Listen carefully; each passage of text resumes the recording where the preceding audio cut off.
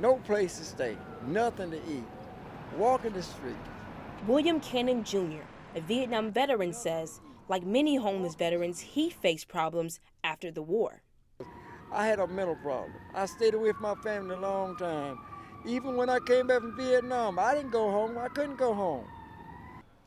Bradley A. Becker, Commander General at Fort Jackson, says veterans find it hard fitting back into society.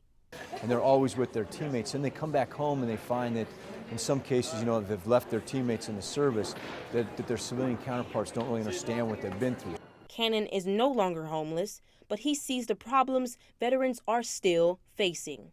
They got a lot of problems. They got mental problems, they got family problems. The biggest problem is they don't have a place to stay. The Veterans Incorporated group say on any given night, more than 300,000 veterans are sleeping on the streets and in shelters in the U.S. I spoke with several homeless veterans, but they did not want to tell their stories because some think it's embarrassing. Programs have managed to cut the number of homeless vets by 41% since 2009. Columbia Mayor Steve Benjamin leads local efforts. We met with the director of our Columbia Housing Authority just a couple of weeks ago to talk about a significant number of veteran vouchers to help vets get housing that are not being used in this community, almost 200 of them. With so many housing opportunities available to veterans, some still remain homeless. We as veterans don't like to be crowded. We try to keep to ourselves because we feel that there's no help for us out here, but there's help for us out here.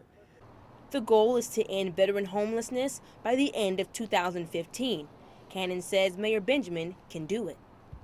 Don't sit in his office, go around to some of the hospitals and talk to the veterans. Mayor Benjamin says he plans to do just that. So it's very important to be out on the street, in the neighborhoods, at the shelters, at the bus stations, talking to people and figuring out exactly what's on their minds. Mayor Benjamin says Columbia won't fail for lack of trying, and that we owe the veterans at least that much.